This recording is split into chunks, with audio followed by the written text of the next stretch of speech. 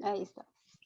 Hola, ¿qué tal? Buenas noches. Nuevamente les damos la bienvenida a la Asociación Estatal Potosina de Enfermería Quirúrgica. Como cada miércoles, tenemos nuestro tema del día de hoy, que son los puntos claves en el manejo del dolor posoperatorio. El día de hoy nos acompaña el doctor Ervin Javier Gutiérrez Villalobos. Él es médico con especialidad en anestesiología, el que nos impartirá el tema. Bienvenido, doctor. Hola, muy buenas tardes a todos. Muchas gracias, Oli. Ok, el día de hoy estamos dentro del comité, Patti. Buenas tardes. Alvin. Hola, buenas por ahí tardes. Bruno creo que acaba de entrar a cirugía. Bueno, pues como ya todos saben, tenemos ya en puerta lo que son las primeras jornadas de enfermería quirúrgica aquí en San Luis Potosí, que van a ser el 21 y 22 de octubre, para que se sigan inscribiendo. Ya está por ahí, ya pusimos en los grupos las ligas de inscripción para que nos puedan acompañar. Las personas a las que se les otorgó beca, por favor, les recordamos que ya manden sus datos en la liga de inscripción para poder ya tenerlos registrados. Bueno, pues por ahí Alvin nos va a presentar el currículum de nuestro ponente y bienvenidos todos. Adelante, Alvin. Sí, gracias, Adi. Bueno, es el doctor Ervin Javier Gutiérrez Villalobos, egresado por la Facultad de Medicina de la Universidad Benito Juárez de Oaxaca, especialidad en anestesiología en el Centro Médico Nacional Manuel Ávila Camacho, IMSS Puebla.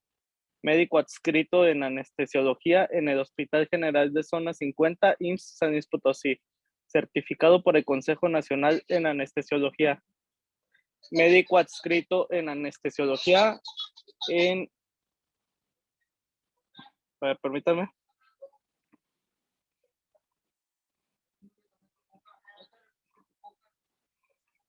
Permítame, por ahí se me movió esto.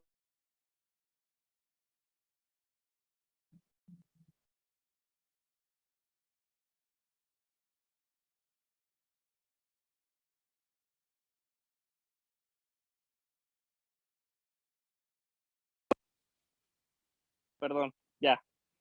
Médico adscrito en anestesiología en el Hospital General de Zona 50 IMSS, certificado por el Consejo Nacional en Anestesiología, diplomado en competencias docentes para profesores de las especialidades médicas por la Universidad Autónoma de San Luis Potosí, médico profesor adjunto en anestesiología en el Hospital General de Zona IMSS San Luis Potosí. Bienvenido, doctor. Hola, ¿qué tal? Muy buenas tardes. Muchas gracias a todos otra vez por la invitación.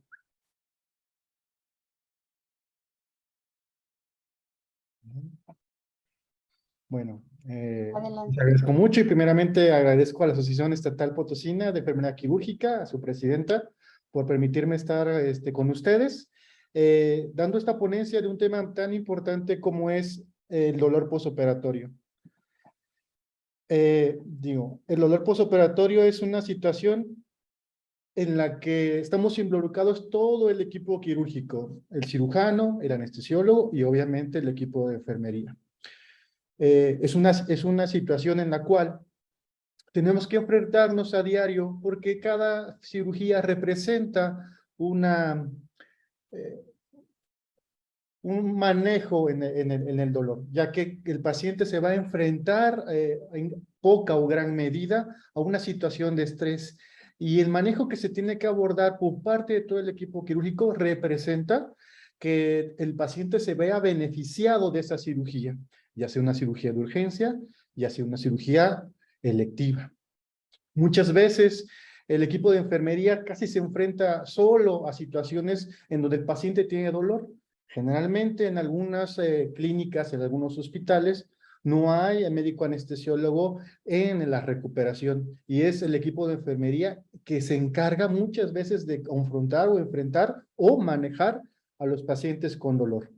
Entonces, es importante saber cómo podemos ayudar a nuestros pacientes para que estos salgan de la mejor manera de cada evento quirúrgico. Por eso es indispensable conocer cómo podemos hacer el manejo del dolor posoperatorio. Vamos a empezar primeramente, ¿qué es el dolor?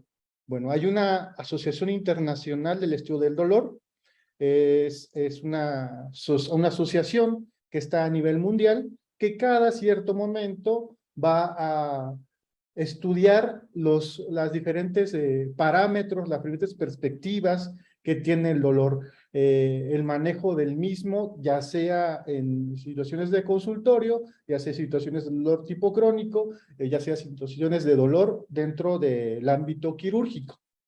Entonces vamos a ver que el dolor es una experiencia sensorial emocional desagradable, asociada con lesiones reales o potenciales, o descrita en tales lesiones. ¿Qué quiere decir esto?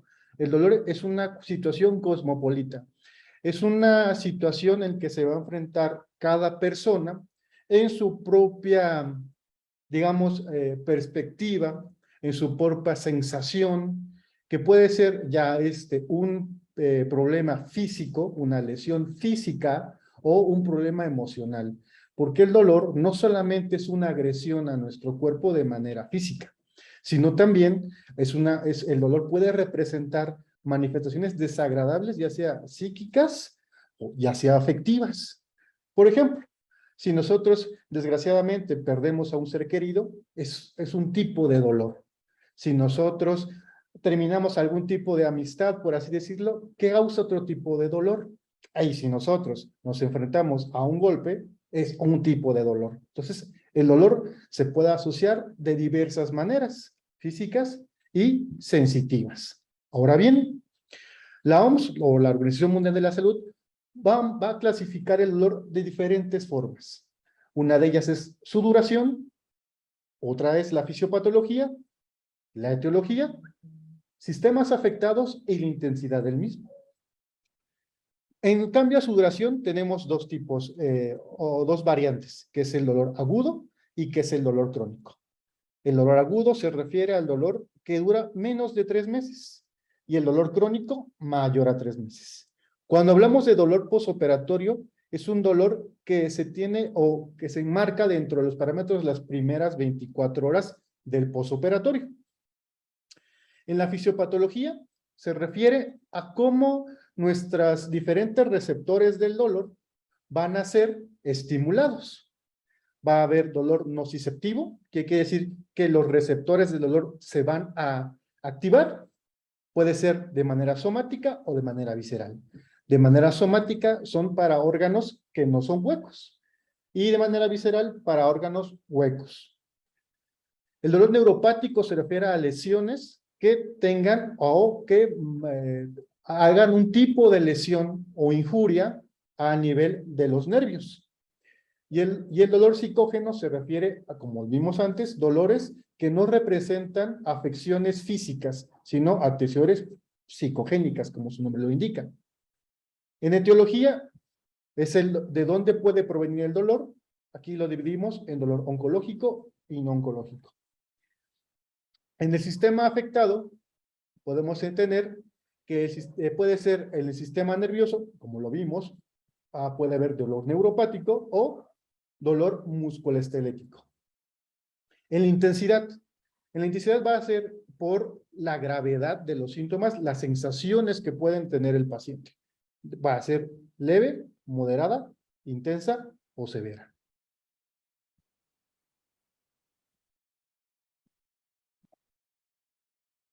Ahora bien, ¿cómo el dolor se va a manifestar o cómo el dolor va a representar desde su origen hasta cómo lo vamos a percibir? Principalmente tenemos dos caminos del dolor. La vía ascendente y la vía descendente. La vía ascendente es cómo el dolor va a ser encaminado desde el momento que nuestro cuerpo percibe las sensaciones de su alrededor, cómo lo transmite hacia la médula espinal, cómo la va a hacer una modulación, va a tratar de contener esas sensaciones y cómo nuestro cerebro la puede percibir. Estas situaciones de transducción, transmisión, modulación y percepción va variando de persona a persona. Por eso vemos que hay personas más fuertes o personas más sensibles a posiblemente el mismo estímulo doloroso. El primero es la transducción. La transducción significa que nosotros tenemos receptores del dolor, Son receptores especializados. Hay receptores específicos para sentir frío, para sentir calor, para sentir presión. Entonces, cuando se activan esos receptores que se encuentran en la parte de nuestra piel, generalmente se concentran más en la yema de los dedos o en la planta de nuestros pies, en nuestro rostro. Hay muchas terminaciones nerviosas que se llaman nociceptores. Cuando nosotros se activan esos nociceptores, envía señales químicas, aumentan diferentes tipos de señalizaciones, generalmente tipo hormonales o electrolitos, como por ejemplo, potasio, hidrogeniones, y este tipo de hormonas o este tipo de electrolitos se tienen que cambiar a una señal eléctrica. Recordemos que los nervios, su comunicación es a través de señales eléctricas. Entonces, ese cambio desde que se activan los nociceptores, se empieza a aumentar distintos tipos de hormonas, distintos tipos de electrolitos, y son cambiados a señales eléctricas, se llama transducción. Esa comunicación de neurona a neurona, principalmente son 3 tipos de neuronas, son 3 tipos de enlace, se llama transmisión, va a comunicar de una neurona hacia la otra. Cuando esas neuronas se encuentran o ya se comunican directamente sobre la médula espinal en el área sensitiva, es prácticamente en la parte posterior de la médula espinal, hay una modulación. Nuestro cuerpo, conforme va creciendo, conforme va teniendo experiencias en diferente tipo de sensaciones, va a tratar de modular esos estímulos eléctricos. Posteriormente a ello, estos estímulos ya contenidos van a ir hasta nuestro cerebro, hasta la corteza cerebral. Tanto en la corteza cerebral vamos a tener ese tipo de percepción. Ahora bien, si yo tengo un golpe, ¿cómo voy a percibir ese golpe? ¿De acuerdo? Y le digo, ese tipo de experiencias, ese tipo de percepciones va variando de persona a persona y conforme va agarrando experiencias. Por ejemplo, si tenemos a un bebé que se cae y se golpea la cabeza, desde su simple altura, posiblemente sea un dolor que nunca lo ha experimentado y sea terriblemente doloroso. Sin embargo, con el paso del tiempo, cuando ya es un niño mayor, cuando ya tiene 10, 15 años y corre por el jardín y se golpea la cabeza, posiblemente ese mismo, aunque sea de mayor altura, ya no va a servir, ya no va a tener la misma percepción dolorosa. La puede contener más porque tiene una experiencia previa. Igualmente, si nosotros empezamos a sentir distintos tipos de percepciones, poco a poco como que se iría desgastando ese tipo de situaciones y podemos contener más el dolor que puede originarse de ahí. Entonces, repitiendo, hay 4 estaciones para ir a comunicar lo que es el dolor: la transducción, la transmisión, la modulación y la percepción. Ahora bien, ¿cómo evaluamos el dolor? Es muy importante, es indispensable que todo el equipo quirúrgico sepa saber cómo puede clasificar el dolor. Esa clasificación, como la vimos anteriormente, tenemos que mantenerla en una evaluación. Sabemos que el dolor, y repetimos, es siempre de manera subjetiva. No es lo mismo un dolor de una persona a otra, pero vamos a tratar de hacerlo de manera más objetiva con diferentes tipos de escalas. Estas escalas pueden contener o se pueden obtener solamente de una sola indicación o midiendo una sola, digamos, un solo número o un solo componente, o puede ser medido por varios tipos de componentes. Generalmente en los pacientes adultos usamos mucho lo que es la escala visual analógica, la escala visual del ENA. La escala visual del ENA significa que nosotros vamos a graduar el dolor en una escala del 0 al 10. Siendo progresivamente del 0, que no tiene o que es un dolor mínimo, hasta el número 10, que es el peor dolor que el paciente ha percibido hasta ese momento. Vamos a clasificarlo con del 1 al 3, como si fuera un grado leve o moderado, del 4 al 6, un moderado o grave, o mayor de 6, es muy intenso.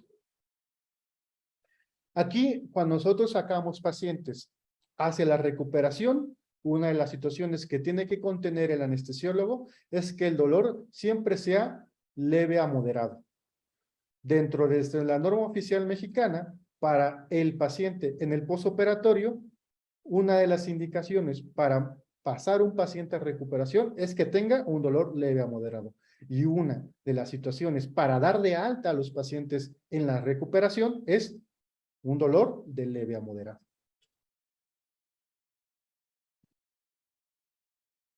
Ahora bien, hablamos solamente de esa escala, aunque hay diversas escalas. Por ejemplo, en los pacientes pediátricos o en los pacientes que no pueden comunicarse de manera verbal, existe otro tipo de escalas, que son escalas que no solamente es referente a cómo él percibe el dolor, sino ya tenemos algún otro tipo de situaciones como la situación de la medición por los diferentes cambios hemodinámicos, como la saturación de oxígeno, como la frecuencia cardíaca, ¿no? Como la frecuencia respiratoria, como la presión arterial.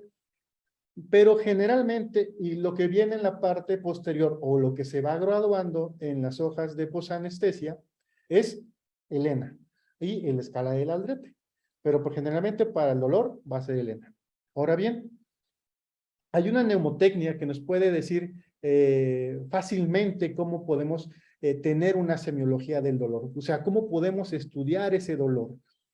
¿Y para qué? ¿Para qué nos servirá hacer una semiología del dolor? Porque no solamente lo vamos a graduar, sino hay que ver de dónde proviene ese dolor. Muchas veces pensamos que porque el paciente está operado, es normal que le duela. Y hay que sacarnos eso de nuestra cabeza. Hay que sacar ese chip que no porque el paciente haya sido operado, por ende, tiene que doler. Uno de los objetivos a estas alturas es de que tenemos que minimizar esas situaciones de dolor. Independientemente del tipo de cirugía que éste lleve, nosotros por ese mismo tipo de cirugía tenemos que manejar el dolor de la mejor manera. Ahora bien, por eso es importante estudiar la semiología del dolor. Entonces tenemos esta mnemotecnia que es Alicia, que significa la antigüedad, hace cuánto inició el dolor, que dijimos, una de las clasificaciones es por el tiempo. L es localización, dónde le va a doler al paciente. Ya sabemos que puede doler, hay dolor en sitios quirúrgicos o puede haber dolores irradiados, ¿no? Por ejemplo, irradiación. ¿De dónde se va ese dolor? Si puede recorrer un camino ese dolor. El carácter. ¿Cómo es el dolor? ¿Qué tipo de dolor tiene? ¿Es un dolor quemante? ¿Es un dolor punzante? ¿Es un dolor opresivo? ¿Es un dolor sordo? Hay que preguntar las características para más o menos tener la semiología del dolor. La intensidad, obviamente, su nombre lo indica, qué grado de dolor tiene. Y la atenuación. Si hay alguna situación, si hay algún mecanismo que pueda regular ese dolor, ¿no? ¿Con qué lo puede aumentar o qué lo puede disminuir? Por ejemplo, un movimiento, por ejemplo, ¿cómo se llama? Una maniobra que pueda aumentar o disminuir el dolor. Estas características, con estos diferentes puntos que estamos evaluando, nosotros podemos distinguir cómo podemos manejar el dolor. Ahora bien, es importante que ya lo tenemos estudiado, ya sabemos o conocemos de dónde puede provenir el dolor. Ahora, ¿cómo se puede manejar el dolor? Para nosotros como anestesiólogos, obviamente tenemos el armamento, los medicamentos controlados. Dentro de estos medicamentos controlados hay medicamentos muy poderosos que son los opioides. Son medicamentos que se han masificado desde hace ya varias décadas, sin embargo, ha acarreado diversos problemas a nivel internacional. En caso, por ejemplo, en Estados Unidos, desde los años 90, tiene un problema grave de consumo de opioides. ¿Qué quiere decir esto? que muchas veces, como son medicamentos poderosos, minimizaban el dolor de gran manera. Entonces se fueron prácticamente generalizando en todos los procedimientos quirúrgicos. Y eso conlleva que estos opioides no son inocuos cuando se ponen o cuando se administran, sino que generan adicciones. Y entonces hay un gran problema de adicción en lo que se refiere a la población general. La curiosidad es que generalmente se va a dar más en países desarrollados, que ahora es el problema. Desde los años 2000 hacia la fecha, se ha tratado de cambiar el chip y tratar de quitarnos un poquito esa situación de que el opioide es la panacea del dolor generalizado y sobre todo del manejo del dolor posoperatorio. Entonces, la OMS clasifica diferentes tipos de terapéuticas dependiendo de el grado o la intensidad de dolor. Vamos a tener 4 escalones. Cada escalón va a aumentar, digamos, la potencia del manejo del dolor directamente con la percepción del mismo. En el primer escalón tenemos a los analgésicos no opioides y los coanalgésicos. En los analgésicos no opioides tenemos a los AINES, al paracetamol y al metamizol. Cabe recalcar que desde el 2019 el metamizol deja de ser un AINE para convertirse en un analgésico no opioide.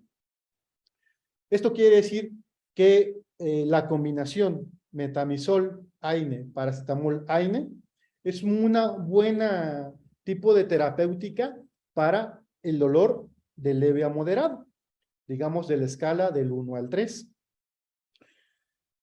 Los AINES y el metamizol, el paracetamol, es uno de los medicamentos que como equipo de enfermería lo podemos manejar, ya sea por indicación o por una situación de emergencia, ya que representan a lo mejor muy poco impacto de contraindicación. Por ejemplo, una de las clásicas es que tenga un tipo de alergia, pero es una situación que es mínimamente, digamos, en porcentaje que padezcan los pacientes. En el escalón número 2 aparecen los opioides, los primeros opioides, que se llaman opioides débiles. Los opioides débiles son de la familia de los opioides los que tienen poco poder analgésico dentro de su misma familia. El típico clásico, digamos, el ejemplo va a ser el tramadol. El tramadol está en farmacias, el tramadol puede estar también en algunos stocks de varios hospitales y este tampoco no necesita receta especial. Puede ser indicado incluso por médicos generales y por equipo de enfermería. Estos analgésicos pueden ser ya combinados con los anteriores, solamente se va agregando, ¿de acuerdo? Los opioides débiles aumentan o dan una sinergia al manejo del dolor. Aquí solamente hay que tener bien entendido que los pacientes que tengan, por ejemplo, que hayan tenido anestesias consecutivas o pacientes que hayan tenido consumo de opioides fuertes, por ejemplo, pacientes que han estado en hospitalización y que tengan dolor crónico con uso, por ejemplo, de buprenorfina, de fentanilo, de morfina, de uso crónico y por algún tipo de razón entra a quirófano y sale a la recuperación, los opioides débiles generalmente no funcionan con ese tipo de pacientes. ¿Por qué? Porque ya está tan, digamos, sensibilizado el cuerpo que prácticamente pues no va a hacer mucho efecto. Pero para los pacientes que no han tenido el consumo de opioide crónico, pacientes que han estado en cirugía ambulatoria, es una muy buena estrategia terapéutica para el manejo de dolor en la recuperación.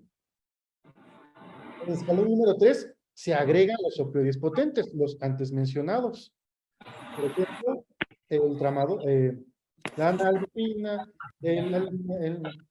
la morfina, la buprenorfina o el fentanil. Y con los anteriores AINES y los medicamentos analgésicos no opioides. Y por último, el escalón número 4, donde ya el tratamiento va a ser tratamientos invasivos. ¿Qué te quiere decir con tratamientos invasivos? A lo mejor van a ser bloqueos, ¿no? Para nosotros, o directamente sobre la lesión, infiltraciones. Ya sería, digamos, la escala mayor o la mayor tipo de esquema que se puede dar a pacientes que tengan dolores crónicos o que tengan dolores muy intensos que no hayan podido ser manejados con los anteriores escalones.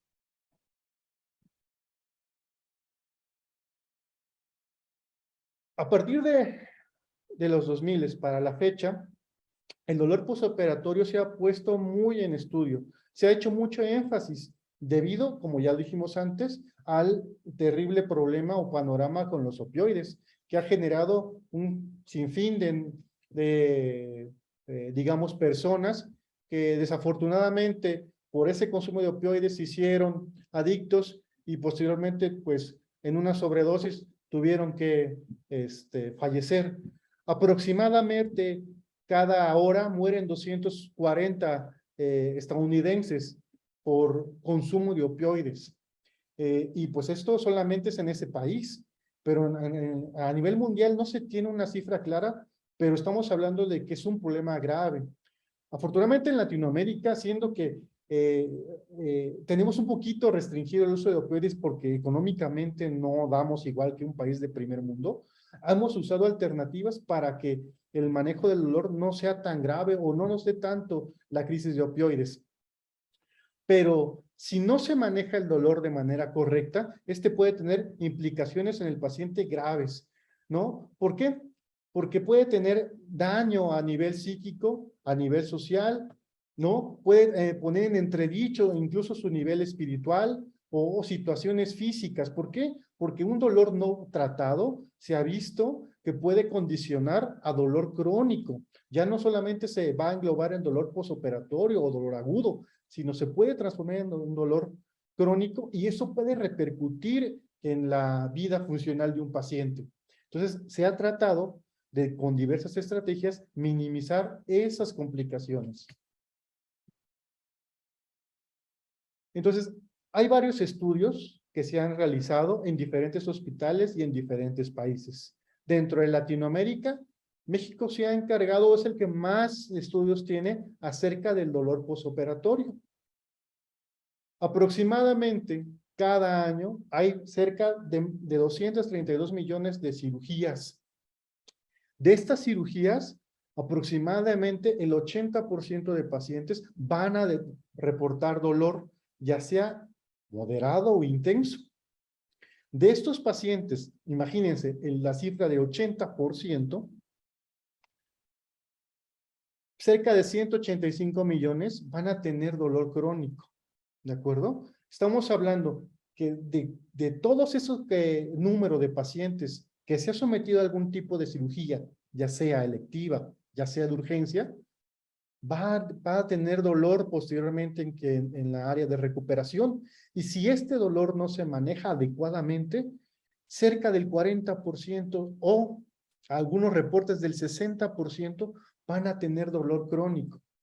Entonces, por eso no es que hay que asociar directamente que un paciente posoperado debería tener dolor, ¿no? Vamos a poner aquí un ejemplo, ¿no? Una paciente que se ha sometido a cesárea y esta cesárea, por diversas circunstancias, tiene dolor en su posoperatorio, en recuperación, y si este dolor no fue manejado adecuadamente y la paciente sube a piso, tiene riesgo de 2 a 3 veces más de desarrollar depresión postparto. Y que este dolor pueda persistir por lo menos unas 2 meses más de su recuperación.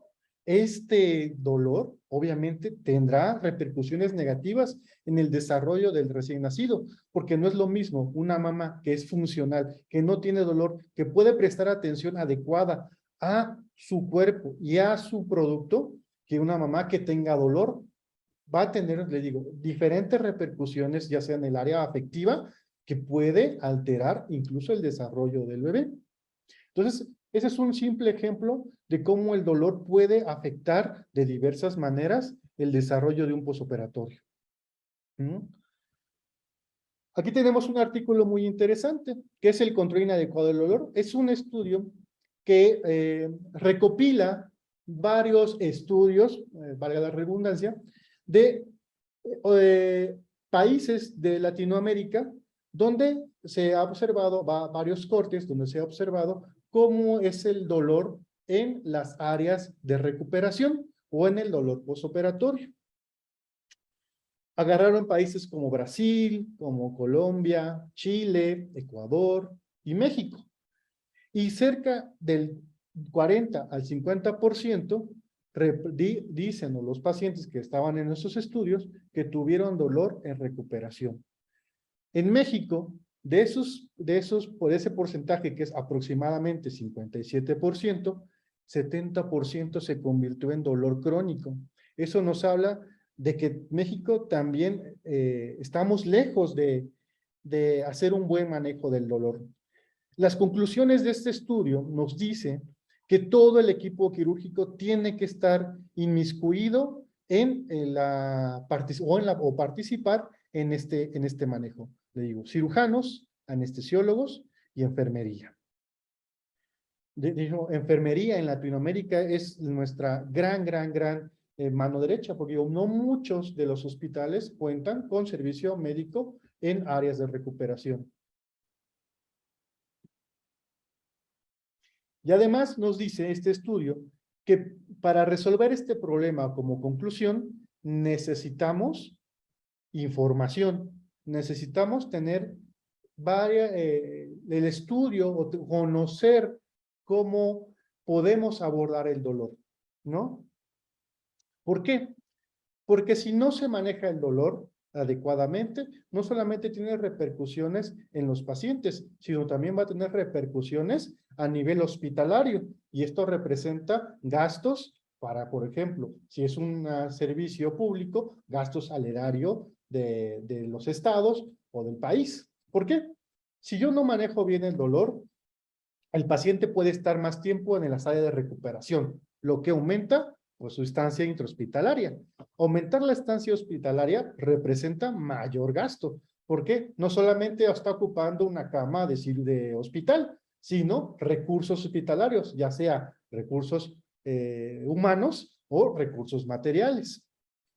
Si yo no controlo bien el dolor, si yo no puedo reconocer el dolor y manejarlo adecuadamente, posiblemente el paciente en algún momento puede salir de alta, pero si no se quita bien, puede volver a regresar al hospital y es un motivo de readmisión, lo que condicionará, pues obviamente, consumo de material y consumo de gasto. Y bueno, este consumo de gastos o este tipo de situaciones que pueden estar inmiscuidos en el postoperatorio, pues significa que todavía no hemos aprendido o que el hospital o que el equipo pues todavía no tiene, digamos, las armas suficientes para manejar ese tipo de pacientes. Se han hecho o se han tratado de hacer redes internacionales, asociaciones internacionales, para manejar o hacer unas guías del manejo de dolor postoperatorio. Uno de ellos es el protocolo ERAS. El protocolo ERAS es la suma de diversos médicos, de diversas redes de hospitales y de enfermería para tratar de manejar o tener diferente tipo de planeación para contener o para solventar, digamos, desde el preoperatorio hasta el postoperatorio, los diferentes tipos de dolor o repercusiones que puede tener una cirugía para que esta cirugía represente un menor impacto en el paciente. Igualmente, hay una red que se llama PainOut. La red PainOut es una red internacional donde igual se ocupa aquí hospitales para hacer un monitoreo de los pacientes que tienen dolor postoperatorio. En México existen varios hospitales, como está el INCAN, como está el Hospital de Nutrición, el Manuel Subirán, está también el Hospital Siglo XXI, el Hospital La Raza, el Lomas Verdes, que monitorizan a sus pacientes en el posoperatorio y tratan de clasificar, digamos, hacer un monitoreo de qué pacientes tienen dolor y cuál es su manejo y cómo están utilizando los recursos para el abordaje de estos pacientes. Es un buen monitoreo porque nos va a dar o va a representar que podemos clasificar o podemos tener índices para saber cuáles son las áreas de oportunidad para mejorar. En el protocolo ERAS, que igualmente es una red internacional, trata de ubicar a diferentes tiempos, desde el preoperatorio, intraoperatorio y postoperatorio, cuáles son las mejores estrategias para manejar el dolor en los pacientes. Por ejemplo, en el estado preoperatorio, antes de la cirugía, podemos tener diferentes estrategias que pueden hacer un impacto benéfico en los pacientes para el dolor. En este caso, para reducir su estancia intrahospitalaria y con ello también mejorar su condición, digamos, transquirúrgica. La información del paciente, la información que puedo dar tanto el equipo quirúrgico, el cirujano, el anestesiólogo, el abordaje que se va a realizar para que esto sea un impacto de menor estrés o menor ansiedad en el paciente. El estrés y la ansiedad puede repercutir en la percepción del dolor que pueda representar la cirugía, porque de por sí nosotros, cuando nos hemos enterado que vamos a someternos a un evento quirúrgico, pues siempre nos entra un miedo, ¿no? Nos entra una ansiedad. Si yo tengo un equipo quirúrgico que me dé confianza, eso minimizará mi percepción de la situación de estrés y con ello a lo mejor podré solventar mejor diferentes tipos de situaciones que representa la cirugía. Dentro del intraoperatorio, pues está el planeamiento o la planificación de el abordaje quirúrgico y el abordaje anestésico. ¿De acuerdo? Con esto y también con el uso de diferentes tipos de técnicas anestésicas y quirúrgicas, lo que tendremos es mejorar la planeación de la cirugía para causar un menor impacto en nuestro paciente. Aquí tenemos algunos tipos de ejemplo que podemos utilizar, ¿no? El abordaje con anestesia regional, ¿qué quiere decir? La anestesia peridural, la anestesia subaracnoidea, mejora o hace mejores condiciones para manejo del dolor que incluso la anestesia general. Anestésicos de vía media corta, ¿por qué? Porque estos anestésicos tenemos un tiempo limitado para que no tenga repercusiones, dijimos, son medicamentos muy poderosos y pueden tener efectos secundarios adversos que pueden prolongar incluso más allá de la misma vida, digamos, media del anestésico, ¿no? También el uso de menos drenajes. El utilizar menos drenajes, el ser menos invasivos, condiciona que el paciente sufra de menos, digamos, situaciones de estrés o diferentes tipos de percepciones de dolor. Las cargas hídricas también. Las cargas hídricas va más que nada a relaciones de situaciones adversas que puede generar el uso de, por ejemplo, de cristaloides.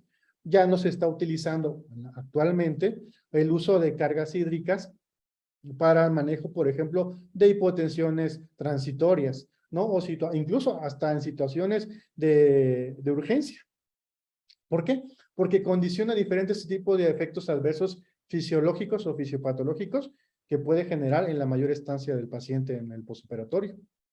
El mantenimiento de la normotecnia, como calentar las soluciones, ha generado que tenga menor impacto de las diferentes agresiones que puede generar la cirugía. Y por último, y muy importante, obviamente el abordaje que se realiza al paciente en el postoperatorio. Aquí viene nuestro papel como anestesiólogos. ¿Qué analgésico le vamos a dar a este paciente? No solamente por la cirugía, sino para el paciente. Recordemos que hay que individualizar todas esas sensaciones de dolor. Si el paciente dice que tiene dolor, hay que creerle. Y hay que manejar ese dolor con la semiología que vimos anteriormente. para darle el tratamiento más adecuado, ¿de acuerdo? Hay que darle sus medicamentos antieméticos, porque el vómito, la náusea representa una situación desagradable y eso también puede condicionar malestar, y dijimos que esa condición es un tipo de dolor. Mejorar o optimizar los medicamentos que le ponemos de acuerdo a las escalas que vimos anteriormente, qué es la mejor que le podemos dar. Hay situaciones, por ejemplo, que más que cualquier cosa son anecdóticos.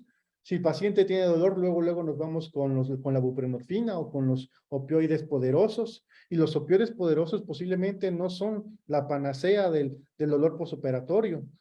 Puede condicionar que el paciente tenga náusea y vómito, que el paciente persista con la situación o sostenida de anestesia o de sedación, ¿no? Que condiciona alteraciones, por ejemplo, de la percepción, o el paciente puede tener confusiones, sobre todo los pacientes ancianos. El paciente puede tener que se quede más tiempo dormido de lo que tendría que estar en el área de recuperación. Y dijimos que hay que optimizar los medicamentos y las estrategias para que reduzca el tiempo de estancia intrahospitalaria. Entonces, el abordaje se tiene que hacer de diversas maneras. Una de ellas, por ejemplo, y la vamos a ver, es la analgesia multimodal. Entonces, tenemos que el dolor tiene que ser dirigido a cada paciente. Cada paciente va a percibir el dolor de distinta manera. Y cada uno de nosotros, en diferente etapa de nuestras vidas, aun siendo la misma situación o el mismo mecanismo, lo vamos a percibir distinto. Entonces, si nuestro paciente, repito, dice que tiene dolor, hay que creerle primero. Y hay que atenderlo de acuerdo a las clasificaciones que dimos y a la semiología que hace rato también abordamos. Los factores de riesgo potenciales para la presencia de dolor severo, pues ya dijimos, un mal abordaje desde el preoperatorio, intraoperatorio y posoperatorio puede generar que este dolor se vaya más del dolor posoperatorio y genere un dolor crónico severo. La intensidad de dolor esperada acorde a las intervenciones quirúrgicas realizadas. Bueno, si yo ya tengo o ya sé que mi paciente se va a someter a un tipo de cirugía en específico, nosotros tenemos que abordar de acuerdo al paciente y de acuerdo a la cirugía realizada. Y bueno, los tiempos quirúrgicos prolongados tienen directamente en proporción un impacto sobre los resultados en la analgesia. Quiere decir, entre más tiempo esté el paciente intubado, entre mayor tiempo esté el paciente sometido a la cirugía o en la plancha quirúrgica, pues eso generará que la terapéutica analgésica pues sea más compleja cada vez. Aquí tenemos, es un estudio que se realiza en México y vamos a tener un esquema o un diagrama de flujo donde podemos ver cómo podemos hacer un abordaje o una simplificación del abordaje del dolor, ¿no? Si el paciente tiene factores de riesgo para un dolor severo, estos son que tenga un dolor preexistente, por ejemplo, un paciente que tenga, no sé, una artritis, un paciente que tenga una lumbalgia y a lo mejor pretendemos darle anestesia peridural o abordar el sitio de dolor que el paciente de por sí ya tenía adolorido, pues puede generar que pueda tener dolor severo posoperatorio. También hay situaciones como la ansiedad, ¿no? Pacientes jóvenes también son, digamos, estadísticamente más propensos a tener dolor. El tipo de cirugía, en cirugías, digamos, muy traumáticas, como una abdominal abierta, una cirugía ginecológica, histerectomía, mastectomía, no se diga de las cirugías de tórax abierto, cirugías torácicas y las cirugías ortopédicas de grandes articulaciones. Estas cirugías, por ende, condicionan un dolor posoperatorio que tiene que ser manejado porque sabemos que son un posoperatorio, digamos, difícil si no se maneja bien. ¿De acuerdo? Entonces, hay que recordar la incidencia de dolor posoperatorio en los pacientes. Dijimos, 7 de cada 10 pacientes tendrán dolor posoperatorio. Y hay que hacer una buena estrategia para manejar el mismo. Otra, el paciente tiene dolor crónico o consume opioides, como dijimos, el paciente ya tiene dolor o está consumiendo medicamentos poderosos. y el paciente tiene alguna comorbilidad, por ejemplo, el paciente tiene algún tipo de deformidad, el paciente tiene algún tipo de alteraciones electrolíticas, alteraciones metabólicas, como por ejemplo hiperglucemia, que genera alteraciones en la transmisión nerviosa, ¿no? Esto puede también dar a la condición de que tenga dolor. Y posteriormente el abordaje. Dijimos la analgesia multimodal. ¿Qué es esto? Es dar diferente tipo de medicamentos en diferente tipo de vías de administración. Aquí quiere decir, a lo mejor infiltrar la herida, a lo mejor medicamentos orales, medicamentos intravenosos, medicamentos de diferente gama de analgésicos, ya sea AINES, ya sea antiinflamatorios, por ejemplo, esteroides, ya sea medicamentos antieméticos. Entonces, cuando utilizamos diferente tipo de medicamentos adyuvantes, mejoramos o damos una mejor estrategia porque de diferentes puntos podemos abordar el dolor, no solamente con un solo medicamento, sino podemos tener diferentes arsenales que nos pueden de distintos flancos manejar el dolor. Bueno, y una condición muy importante y que ya no debería que existir es dar AINE sobre AINE, ¿no? Muchas veces, por la misma desinformación, estamos dando, por ejemplo, ketorolaco, diclofenaco, o clonidinato de lisina, con diclofenaco, o etofenomato, ¿de acuerdo? Y ya no debería existir. ¿Por qué? Porque en los estudios, muchos estudios, se ha descrito que la combinación de tener dos AINES no mejora el dolor. Al contrario, lo que persiste fue complicaciones por los propios AINES. Por ejemplo, gastritis, úlcera gástrica, situaciones de a lo mejor reacciones cruzadas con anafilaxias. Entonces, y nunca se ha visto que manejar dos AINES signifique en mejor estrategia para el dolor. Ya vimos la escala de la OMS y vimos que tenemos que tener otro tipo de combinaciones farmacéuticas.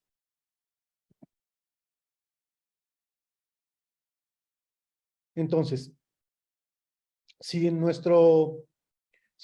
el abordaje del dolor agudo, esas 24 horas posoperatorias, no se realiza de manera adecuada, lo que podemos desarrollar es un dolor crónico posoperatorio, alguien que obviamente nadie quiere, ¿no?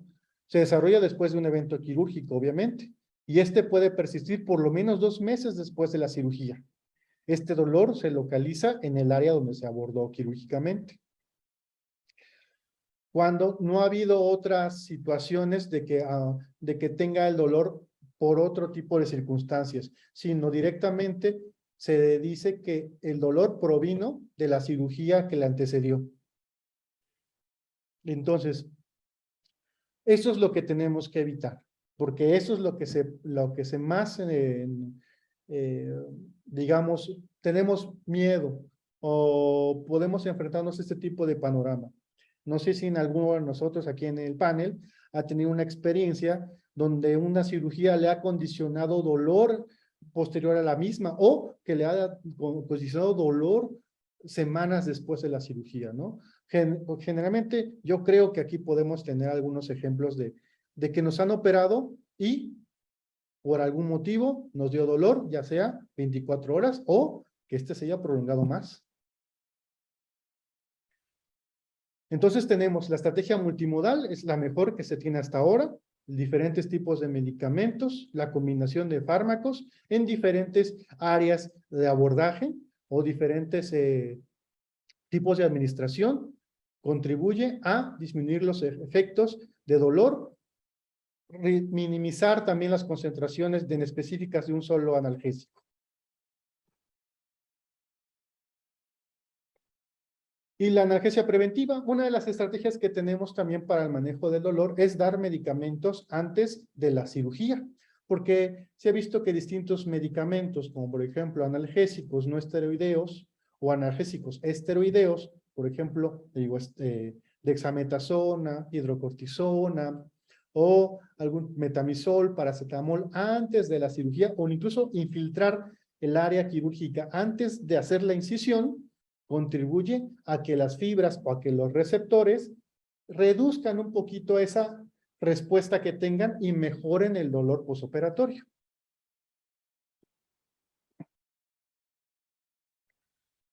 Bueno, de aquí tenemos más o menos lo que es la analgesia multimonal con opioides y no opioides.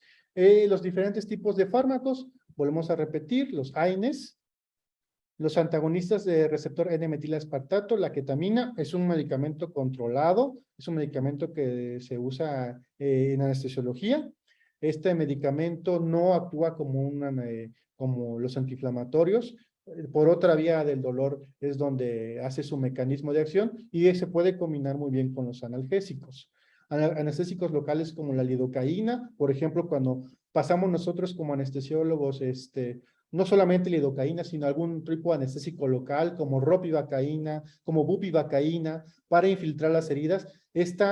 Lo que su fin tiene es de que en esos receptores que se dañaron por la incisión quirúrgica sean minimizados la percepción del dolor y estos no respondan de manera tan agresiva. Tenemos también agonistas alfa-adrenérgicos como la dexmedetomidina o la clonidina, que de manera, digamos, distinta también pueden mejorar las condiciones del dolor, ¿no? Luego actualmente pues existen los cannabinoides, ¿no? Que son extractos ahora sí que de la marihuana, sin estos ser adictivos, mejoran también el dolor. Generalmente ahorita estamos apenas en ese tipo de medicamentos. En países de primer mundo ya se usan los cannabinoides para dolores crónicos o dolores de difícil control. Los gabapentinoides generalmente son dolores de tipo, o que se utilizan para el tipo, dolor tipo de lesiones de nervios y para el dolor de tipo psicógeno, ¿no? Bueno, y obviamente los corticoides. En el otro lado que los opioides tenemos una flecha donde nos está diciendo desde la parte baja hasta la alta la potencia analgésica que tienen los opioides, ¿no? Generalmente en el mercado mexicano tenemos el tramadol, ya sea en su forma oral, con tabletas o con gotas, o su forma de ámpula para ser puesta ya sea subcutánea, intramuscular o intravenosa. ¿De acuerdo? Aquí tenemos un esquema, el que vimos anteriormente, que fue cómo es el camino del dolor y los medicamentos que utilizamos o los distintos medicamentos que utilizamos y dónde estos van a actuar. Por ejemplo, los AINES, están actuando directamente en los receptores del dolor, quiere decir que son analgésicos que llamamos periféricos. Los alfa agonistas, los anestésicos intratecales, epidurales que ponemos, pues es para o bloquean la transmisión dolorosa. Los medicamentos opioides actúan a nivel central, por eso los opioides son, digamos, analgésicos centrales y dijimos los AINES son analgésicos periféricos. Los alfagonistas como la dexmetomidina, como la ketamina, como la gabapentina, actúan a nivel de la percepción del dolor, a nivel sistema límbico y a nivel de la corteza. Bueno, y esto es rápidamente, un panorama digamos, rápido de lo que estamos enfrentándonos día a día con nuestros pacientes. Pues muy importante que sepamos que el dolor es un enemigo de nosotros, como anestesiólogos, como equipo quirúrgico, y que es importante clasificarlo, es importante atenderlo para que repercuta menos en cada uno de nuestros pacientes. Y pues bueno, no sé si hay alguna pregunta, alguna duda con respecto a esto. No sé, por ahí ya pueden ir generando sus preguntas. Doctor, es un excelente tema. La verdad, el manejar el dolor posoperatorio como parte del grupo interdisciplinario que somos dentro del área quirúrgica es muy importante. Tener conocimiento de lo que estamos administrando, Claro. saber cuando nos están dando una indicación para manejo de dolor. Precisamente yo creo que el punto más importante, AINES sobre AINES, pero desafortunadamente en las instituciones a veces no tenemos más. Yo Sí. tengo una pregunta. Sí. ¿Aumentar la dosis del AINES en lugar de poner 2 es correcto o es incorrecto? Por ejemplo, que la indicación que nos dan sea 60 gramos de ketorolaco, perdón, microgramos de ketorolaco en lugar de 30, ¿es mejor a que le agreguen más diclofenaco o Ok. es lo mismo? Es una muy buena pregunta, Oli, porque aquí en esta estrategia del dolor hay medicamentos que se llaman techo, en farmacología conocemos como techo, digamos, terapéutico.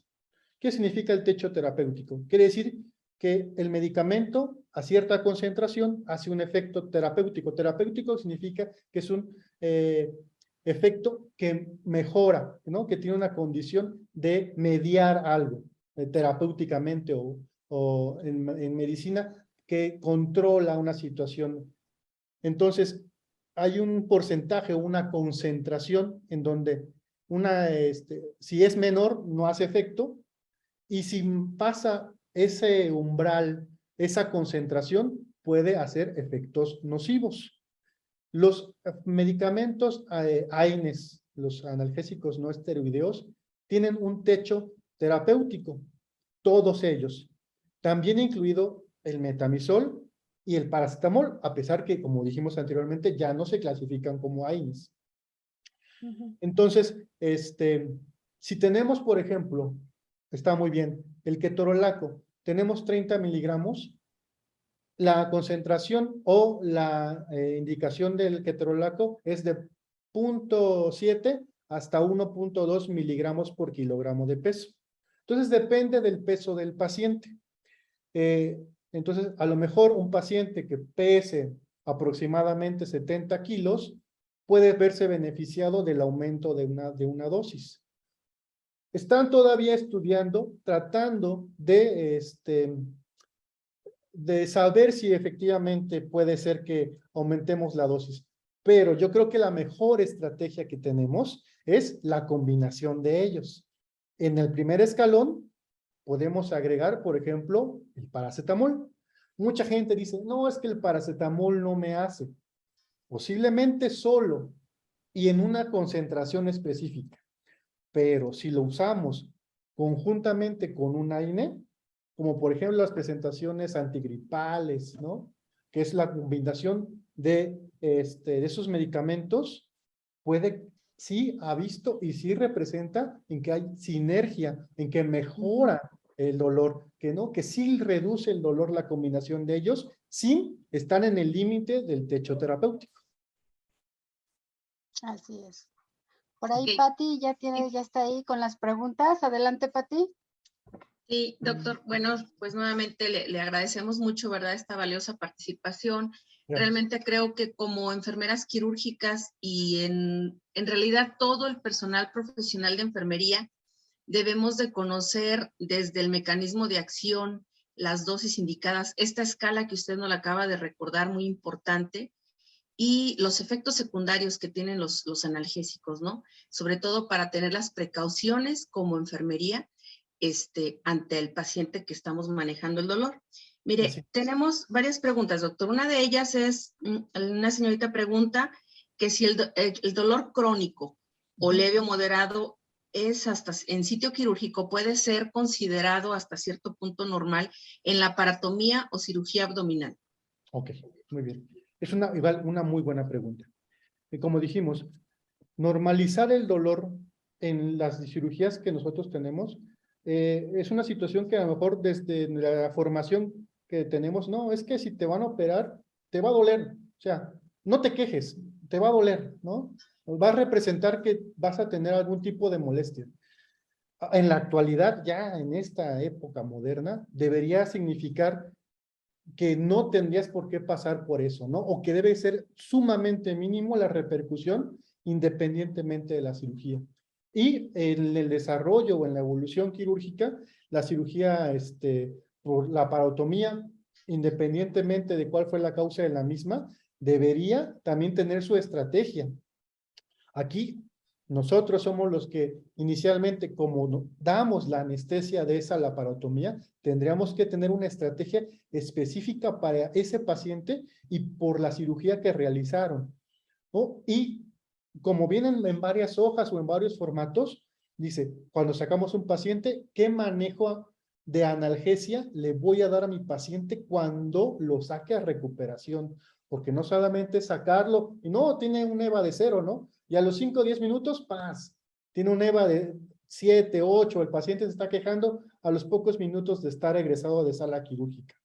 Aquí debe ser el manejo que tenga el anestesiólogo con una buena estrategia posoperatoria para decir, bueno, este paciente tuvo una laparotomía.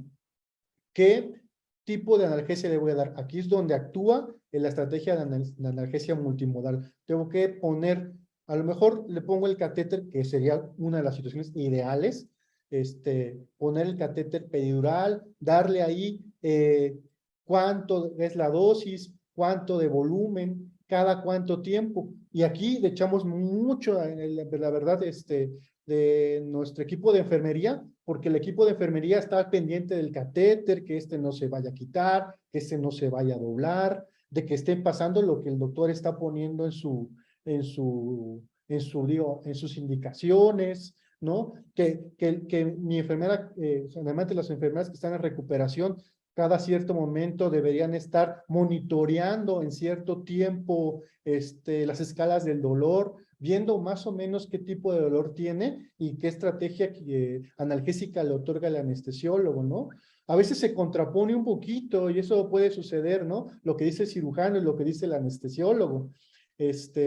Pero aquí es la comunicación del equipo. Aquí es la comunicación del equipo. ¿Qué le voy a dar o qué le voy a ofrecer a mi paciente? Generalmente nosotros en las primeras 24 horas y qué le va a dar el cirujano después. Y el equipo de enfermería, el monitoreo y el manejo del mismo, ¿no? Si mi paciente veo que le ponen un cierto esquema, un analgésico o 2 o 3 y y el paciente sigue con dolor o persiste el dolor, bueno, es inmediatamente dirigirse al médico anestesiólogo que llevó a cabo la cirugía o incluso al cirujano para cambiar esa estrategia, ¿no? Pero idealmente no debería representar la cirugía independientemente de esta sea dolor, digamos, de gran impacto, ¿no? Debería ser muy, muy contenido independientemente del tipo de cirugía. Sí, gracias, doctor. Mire, otra pregunta es, ¿cuál es el tiempo recomendado para la administración de los medicamentos utilizados en analgesia preventiva? Cuando hablamos de analgesia preventiva, nos estamos abordando los momentos antes de entrada a quirófano. Entonces, estos momentos que se llaman de prevención, generalmente abarcan a máximo 24 horas antes de la cirugía. Depende de los medicamentos que estemos poniendo. Por ejemplo, un abordaje muy bueno son los medicamentos esteroideos como la dexametasona, pero sabemos que la dexametasona actúa 20 minutos. A los 20 minutos ya tiene una buena potencia. Entonces, a lo mejor unos media hora antes de poner la dexametasona, a lo mejor ponerle el paracetamol unos 15 minutos previos, ponerle el antiemético, en este caso ya sea ondansetron o metoclopramida, media hora antes de la cirugía, para que al momento del desarrollo de la cirugía, ya tenga ahí su índice terapéutico y repercuta menos en el posoperatorio. Igualmente, hasta medicamentos ansiolíticos, por ejemplo, la utilización del midazolam. El midazolam funciona mejor cuando lo ponemos antes del que el paciente entra a quirófano que estando en el quirófano mismo, porque la ansiedad no solamente ocurre cuando entra el paciente a quirófano, sino ocurre desde el momento que le dicen que va a pasar a cirugía, desde el momento incluso del ayuno. Entonces, Un margen podría ser 24 horas previas y obviamente individualizando el fármaco que se va a utilizar. Sí, gracias, doctor. No sé si nos pudiera hablar algo, doctor. Bueno, ahí yo recuerdo que cuando nos dieron la clase de lo que viene siendo toda la farmacología en analgésicos, Ajá. Nos explicaban que tuviéramos mucho cuidado con los niños por los Sí. receptores mudos, porque como el niño no los tiene desarrollados, o sea, ahí es importante considerar con qué medicamentos debiéramos de tener cuidado con los niños, pero no sé si nos pudiera comentar algo. Sí. Más que con los niños, yo creo, es el tipo de medicamento. Los márgenes terapéuticos pueden variar conforme a la edad, al sexo del paciente.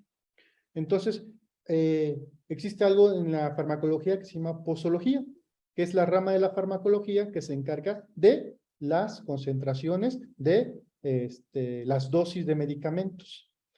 Así es cierto que entre más pequeños es el niño, entre más pequeño es el humano, pues menos o va a ser más inmaduro su sistema de defensa, ya sea este mismo sistema de comunicación de dolor, como la percepción del mismo, ¿no? Entonces, el niño antes se pensaba que no, pues el niño, pues seguramente no tiene desarrollado esos sistemas de comunicación del dolor y le duele menos, ¿no? Pero no es cierto. Se ha visto que en el niño una situación, digamos que al año de vida le condiciona un dolor moderado, en la prematurez le ocasiona dolor grave, ¿no? Entonces, la cuestión aquí es el tipo de medicamentos. Y, como hablamos anteriormente, hay medicamentos que tienen un margen terapéutico chico, hay medicamentos que no tienen un margen terapéutico como son los opioides. ¿Qué quiere decir? Los opioides son medicamentos poderosos, pero no tienen dosis techo. ¿Qué quiere decir? Que entre más ponga, más efecto tendrá. A lo mejor si yo le pongo unos 50 microgramos de fentanil, le condicione que le baje el dolor un poquito. Si yo le pongo 100, le baja más. Si yo le pongo 150, le baja más. Y así paulatinamente. Pero lo malo de este tipo de medicamentos sin techo es de que puede tener efectos adversos, pues que nadie quiere, ¿verdad? Como la sedación, como la depresión respiratoria, ¿no? Inclusive como la disociación, digamos, de la corteza cerebral, que tenga una sedación muy profunda y eso le condiciona alteraciones pues del sistema nervioso central. Con los bebés es muy importante que sea muy específico el anestesiólogo y el cirujano en los medicamentos que va a tener, porque no solamente es la madurez, sino es cómo va a abordar el dolor ese equipo quirúrgico. Hay que tener mucha conciencia y hay que saber los márgenes terapéuticos de cada medicamento que se está poniendo, porque la escala analgésica sigue siendo la misma para cualquier grupo de edad. Lo mismo podemos ponerle paracetamol a un anciano que a un prematuro. Entonces, es solamente conocer los márgenes terapéuticos de cada uno de ellos. En el caso, por ejemplo, de medicamentos muy poderosos como los opioides, las repercusiones en los infantes es menos agresiva que incluso que en el adulto mayor. En el adulto mayor, una dosis pequeña de opioide, por ejemplo, buprenorfina, le condiciona más efectos adversos que una dosis que representa casi la misma concentración en un infante.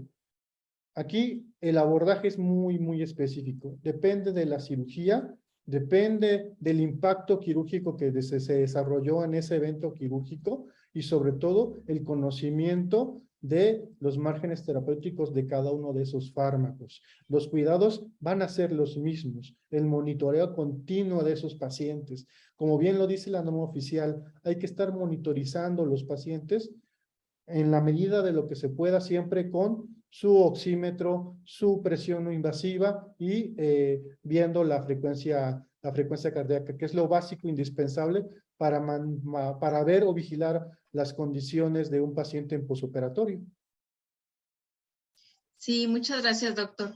Pues sí, efectivamente, mire, yo aquí aprovechando el espacio, ¿verdad? Y dada la conferencia tan importante que usted nos acaba de compartir, creo importante recordar, ¿verdad? Todo mundo se supone que lo hacemos, ¿verdad? Las 10 reglas de oro para administrar medicamentos en el caso de enfermería. Y una de esas reglas es que yo conozca los efectos secundarios del medicamento. Claro. Entonces, de alguna manera, somos un equipo junto con ustedes y entonces, bueno, de repente pudiera surgir por ahí, ¿verdad? Alguien que realice alguna indicación de alguna dosis o alguna cosa no muy precisa en la que uno pudiera ser partícipe para prevenir algún riesgo, sobre todo en los infantes.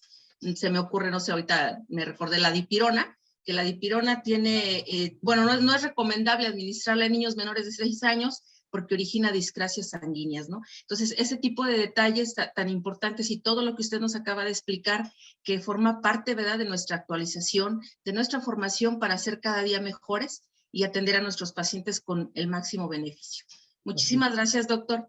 Le doy la palabra a mi compañero Bruno para que nos haga favor de decirnos de dónde nos acompañaron. Gracias. Gracias. Por ahí Bruno anda en cirugía, entonces pues voy a mencionar los participantes en su nombre, ¿verdad? El día de hoy asistieron 41 participantes en la reunión. Nos visitaron desde la UCIS, desde la Universidad Autónoma de San Luis Potosí, de la Clínica del Parque, Hospital del Niño y la Mujer, Hospital ISSSTE Tamazunchale, Hospital de Alta Especialidad Zumpango y desde la Ciudad Valles. Agradecemos a todos los participantes por asistir el día de hoy y por el interés en la educación continua. Gracias. Pues muchísimas gracias, doctor, de antemano. De verdad es un tema muy excelente, muy bueno. Creo que nos quedamos cortos, hay mucho que hablar sobre el manejo del dolor posoperatorio, pero creo que estuvo muy bien toda la información que se dio el día de hoy. Les agradezco a todos los asistentes que estuvieron por ahí con nosotros y pues damos finalizada nuestro tema de hoy. Nuevamente, muchísimas gracias al comité que estuvo con nosotros y buenas noches a todos. Nos estamos viendo el próximo miércoles a las 19 horas. Gracias. Gracias a todos. Sí, Gracias a bye. todos. Bye.